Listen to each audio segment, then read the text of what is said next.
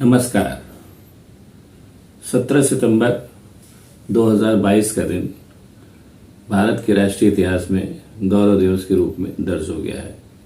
होना भी चाहिए, क्योंकि 70-72 सालों से विलुप्त चीता, जो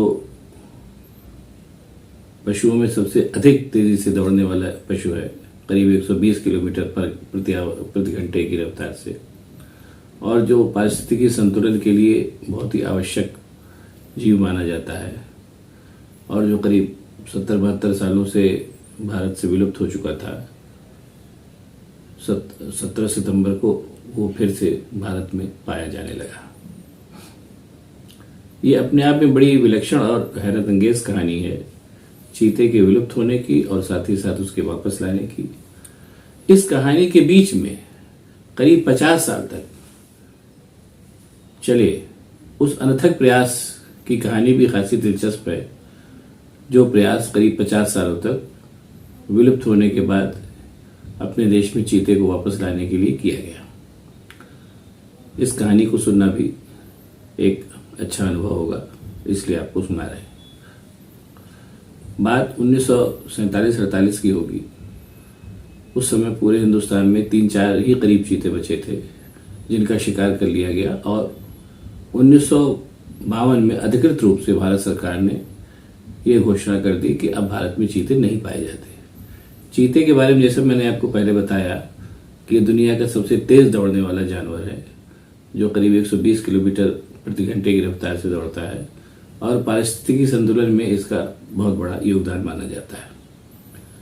चीते की स्फूर्ति और चीते की इसी और भी खूबियों पर रीच करके पुराने भारत में लंबे समय से पहले तो लोग जो शिकारी होते थे वो चीतों को पालते भी थे और उनका शिकार भी अंधाधुंध होता था। राजा महाराजा और खासतौर से अंग्रेजों के ज़माने में इनका बड़ा अंधाधुंध शिकार हुआ। उसी का नतीजा रहा कि 1947-48 तक चीते भारत से अंतिम तौर पर विदा हो गए, और सन 1952 में इसकी आधिकारिक रूप से घोषणा भी कर दी गई। भारत नया आज़ाद हुआ था, तमाम तरीके की दिक्कतें थी, भूख थी, लाचारी थी, महंगाई थी, लड़ाइयाँ हो रही थी पाकिस्तान से, चीन से, और भी तमाम तरीके नए स्वतंत्र हुए राष्ट्र में जो भी और विभाजन की त्रासदी थी। जाहिर सी बात है कि इन सारी बड़ी त्रासदियों के सामने चीता विलुप्त हो गया, ये किसी की चिंता का विषय था भी नहीं और हो भी नहीं सकता था। बहरहाल जवाहरलाल नेहरू के ज़माने में तो का पूरा सीनेरियो ही इन भारत राष्ट्र को कैसे खड़ा किया जाए इसमें ही बीत गया, और उनके बाद इंदिरा गांधी आई। इंदिरा गांधी को भी शुरुआती दिक्कतें बहुत तेज़ी से झेलनी पड़ी।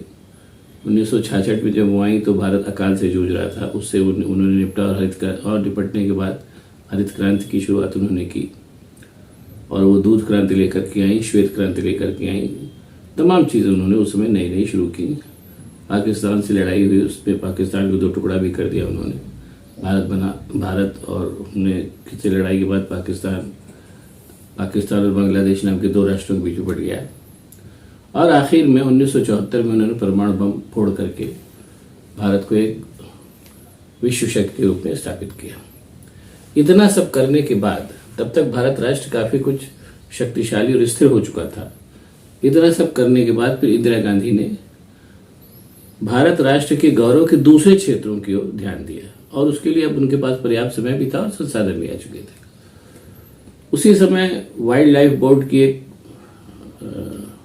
बैठक हुई, और उसमें ये बात कही गई कि जो भारत के जो तमाम बड़े दुर्लभ पशु हैं, जो उस समय तक काफ़ी कुछ कम हो गए थे, मसलन गिर का लायन था, बाघ था, और हाथी था, और वो उधर आसाम की तरफ गैंडे थे, ये सब बहुत ही कम होते जा रहे थे, क्योंकि उसके अंग्रेज़ों के ज़माने में उसके बाद भी इनका बड़ा अंधाधुंध शिकार कई वजहों से किया जाता था।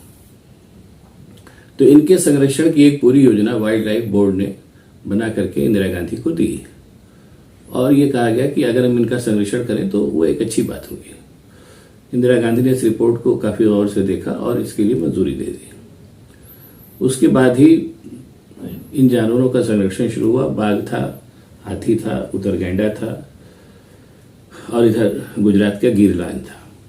इनका संरक्षण बहुत ही सफलतापूर्वक किया गया और तमाम नए राष्ट्रीय अभयारण्य, रिजर्व फॉरेस्ट बनाए गए जहां पर इन जानवरों को रखा गया। और उन जानवरों के लिए इन अभयारण्यों को बनाने में इस बात का खास ख्याल रखा गया कि इन जानवरों के लिए जो वातावरण और जो परिस्थिति जरूरी थी उसका यहाँ पर निर्माण किया गया है और इसकी व्यवस्था की गई। नतीजे में ये सब जानवर जो थे काफी बड़ी संख्या में इनकी संख्या बढ़ी और साथ ही साथ वन्य जीवों का शिकार भी प्रतिबंधित कर दिया गया। तो उसके इनसे अलावा भी अपने हिरन हुए और ये सब तमाम जंगली जानवर जो थे उनकी संख्या काफी बढ़ी और भारत का पर्यावरण संतुलन भी जाहिर सी बात है बढ़ा ही।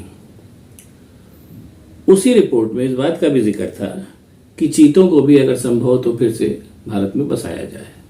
लेकिन बाकी जानवरों में और चीतों में एक डिफरेंस था कि बाकी जानवर तो थोड़ी संख्या में ही सही हिंदुस्तान में थे, लेकिन चीते यहां से विलुप्त हो चुके थे। ऐसे में ये तय पाया गया कि अब किया क्या जाए, चीते तो यहां ही नहीं।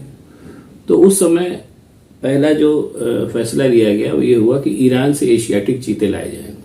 उसकी वजह ये थी कि वो एशियाटिक चीते थे तो उनको यहाँ बसाने में पारिस्थितिकी के लिहाज से बेहतर होता, क्योंकि उनका जो जिस वातावरण से वो आते वो भी एशियाटिक था और यहाँ भी एशियाटिक वातावरण था। तो ये माना गया कि वो ईरान के जो एशियाटिक चीते हैं वो भारत में अच्छी तरीके से उनका संवर्धन हो सकता है, ऐसा विशेषज्ञों ने कहा। ईरान से बात हुई, ईरान मान भी गया, लेकिन ईरान ने कहा कि हम आपको चीते तभी देंगे जब आप हमको बदले में शेर देंगे, बब्बर शेर, गिर का लायन। अब उसमें पेच ये फंसा कि गिर का लायन तो हमारे यहाँ खुद ही संरक्षित था और संख्या में कम था, तो उसको ईरान को कैसे दिया जा सकता है। तो बात यहीं पर टूट गई और फिर कुछ समय तक मामला ठंडे बस्ते में पड़ा रहा। इस बीच काफी कुछ बदल गया, तमाम सरकारें आई गई। बहरहाल फिर ये हुआ कि अब नामीबिया से अब एशियाटिक चीते तो नहीं मिल सकते, तो अब अफ्रीकी चीतों को यहाँ पर लाके बसाया जाए। बात शुरू हुई और नामीबिया चीते देने के लिए तैयार हो गया और ये हुआ कि अब चीतों को ला करके और यहाँ पर बसाया जाएगा। तो अब यह हुआ कि इनको कहाँ पर बसाया जाए।